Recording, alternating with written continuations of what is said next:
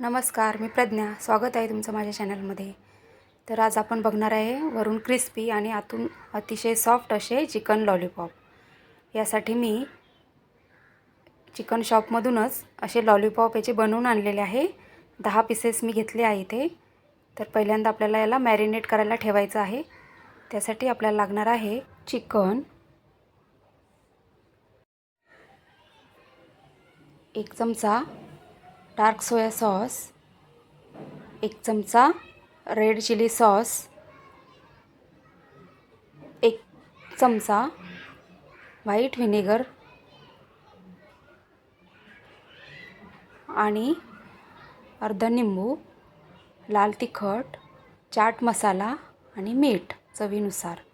इथे तिखट आणि मीठ तुम्ही तुमच्या चवीनुसार घाला. आणि मॅरिनेशनसाठी लागणार आहे 1 चमचा आलं लसूण पेस्ट. हे मी सांगायला विसरली होती.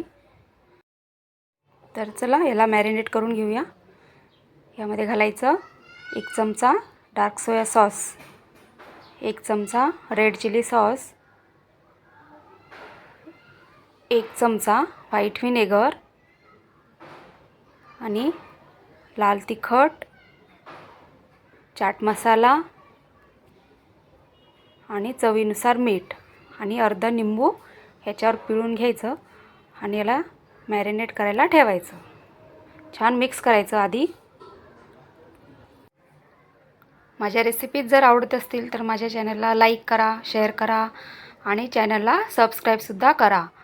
आता याच्यामध्ये 1 चमचा आलं लसूण पेस्ट घालून घ्यायची आणि हे जे मॅरिनेशन आहे ह्याला आपण जवळजवळ 1 तासभर तरी बाजूला ठेवणार आहे. तरच आपले जे लॉलीपॉप आहे ते छान मुरतील आणि छान आतून सॉफ्ट होतील. चला मी याला ठेवून देते मॅरिनेशनसाठी. तर 1 तास झाला. आता याला आपल्याला बाहेरचं कोटिंग बनवून घ्यायचं आहे. यासाठी मी इथे एका मोठ्या बाउलमध्ये 5 चमचे मैदा, 5 चमचे कॉर्नफ्लॉवर आणि 2 चमचा तांदळाचं पीठ घालून घेतलं. तिखट आणि मीठ चवीनुसार. तर हे छान मिक्स करायचं आणि ह्याच्यामध्ये हे जे लॉलीपॉप आहे ते छान डिप करून याला तळून घ्यायचं. छान क्रिस्पी होईपर्यंत याला तळायचं आहे. गोल्डन रंग येईपर्यंत असं छान बुडवायचं. याला सगळीकडे याला कोट झालं पाहिजे. आणि आता याला तेलामध्ये सोडून घेऊ आणि क्रिस्पी होईपर्यंत याला तळून घेऊया.